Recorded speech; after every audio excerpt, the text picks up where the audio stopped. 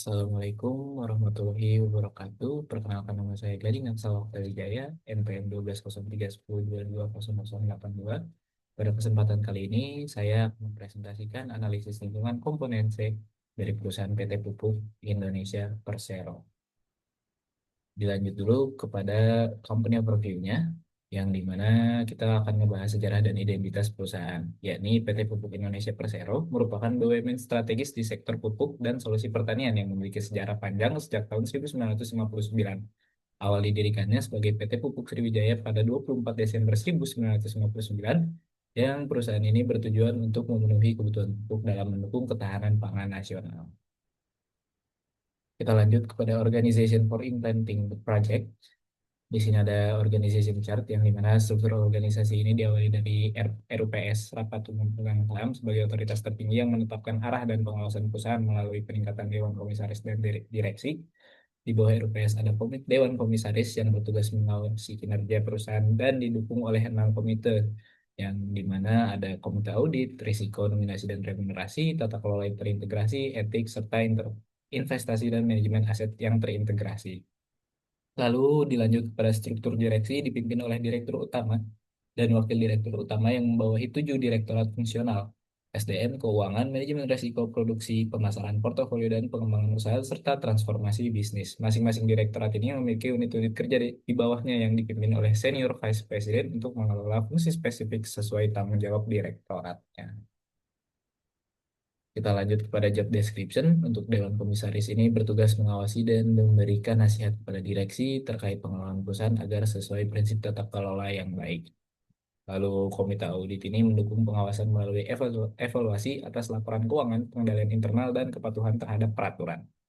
Untuk Komite Pemantau Risiko, berperan dalam menilai efektivitas manajemen risiko dan memberikan rekomendasi mitigasi.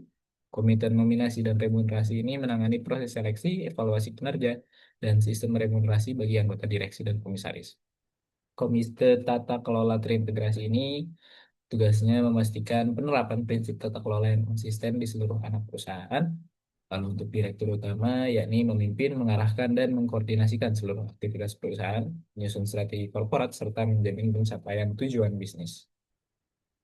Nah, untuk wakil direktur utama ini mendukung dan menggantikan direktur utama jika berhalangan. Nah, untuk direktur SDM ini bertanggung jawab atas pengembangan organisasi manajemen, talenta, penguatan budaya kerja, dan sistem remunerasi. Untuk direktur keuangan, mengelola perencanaan keuangan, akuntansi, pengendalian biaya, dan pencarian sumber pendanaan perusahaan. Direktur manajemen risiko, mengembangkan sistem manajemen risiko terpadu dan memastikan kepatuhan perusahaan terhadap regulasi serta prinsip kehati-hatian. Untuk direktur transformasi bisnis, memimpin inisiatif perubahan, inovasi digital, serta penguatan teknologi informasi untuk mendorong efisiensi dan daya saing. Dan untuk direktur portofolio dan pengembangan usaha ini bertugas untuk mengelola aset dan anak usaha serta merancang dan melaksanakan ekspansi usaha. Lalu dilanjut dengan direktur pemasaran yang bertanggung jawab atas strategi pemasaran, distribusi produk, penguatan merek, dan layanan pelanggan. Untuk direktur produksi mengkoordinasikan kegiatan produksi, pengadaan logistik, serta menjamin keselamatan dan keberlanjutan operasional. Dilanjut dengan corporate secretary, yakni menjembatani komunikasi antara perusahaan dengan pemangku kepentingan dan memastikan kepatuhan hukum serta mengelola tata kelola perusahaan. Untuk internal audit, yakni menjalankan audit independen atas proses bisnis dan pengendalian internal, serta memberikan rekomendasi perbaikan. Lalu untuk strategic management support, berperan sebagai unit pendukung strategis yang mengkoordinasikan pelaksanaan secara jangka panjang dan inisiatif utama perusahaan. Oke. Untuk type of cross-functional team, ada National Food Security Team, Operational Optimization Team, Sustainability and ESG Compliance Team, Digital Transformation Team, Strategic Investment and Expansion Team, Crisis and Risk Response Team, Human Capital Excellence Team, Corporate Governance and Compliance Team. Nah, kita lanjut scheduling of the selected program to be implemented. Yang untuk strategi pertama dari related risk verification dengan program riset tren agrikultur dan permintaan petani modern, yang dimana aktivitasnya melakukan riset mendalam mengenai tren pertanian terkini seperti pertanian presisi, pupuk ramah lingkungan, dan kebutuhan petani milenial.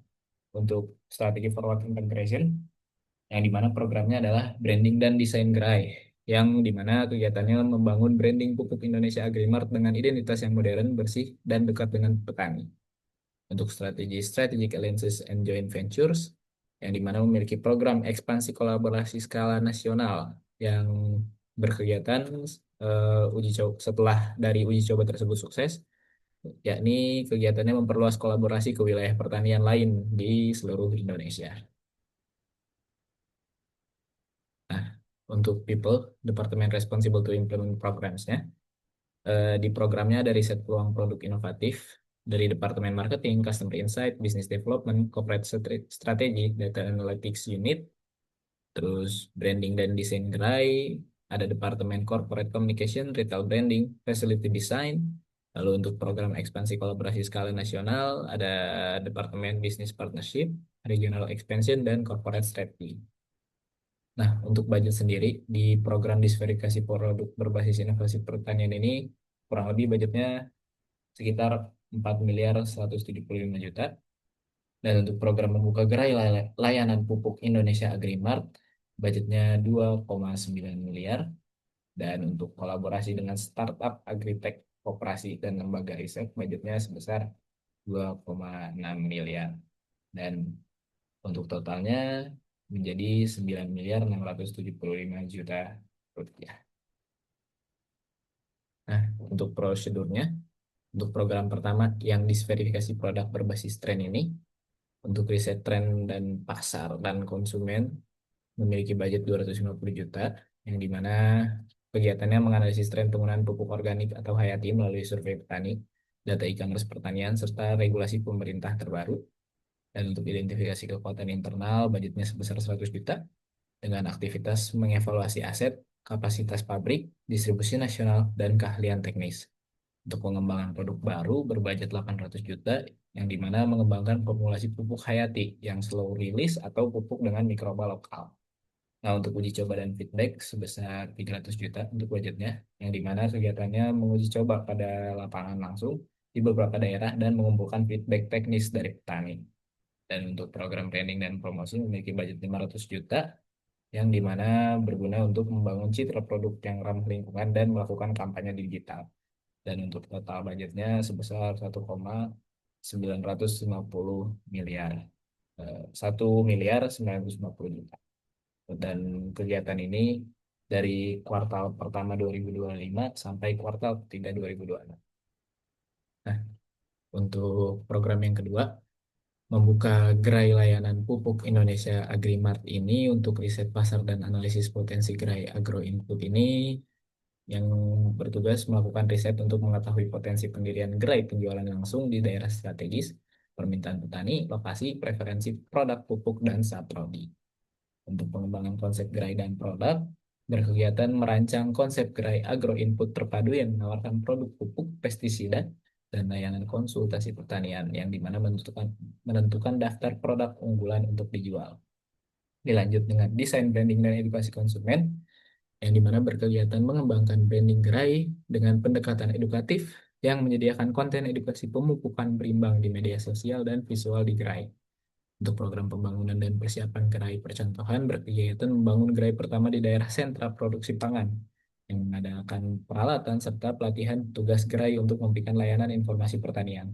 Dan untuk soft opening dan kampanye promosi ini, melakukan peluncuran terbatas gerai untuk uji coba operasional kampanye digital melalui media sosial tani, serta pemberian promo pembukaan untuk petani dengan budget total sebesar 3 miliar 300 juta dan dilakukan pada kuartal pertama 2025 sampai kuartal kedua 2026. Nah, untuk program yang ketiga ini, kolaborasi dengan startup, agritech, koperasi, dan lembaga riset.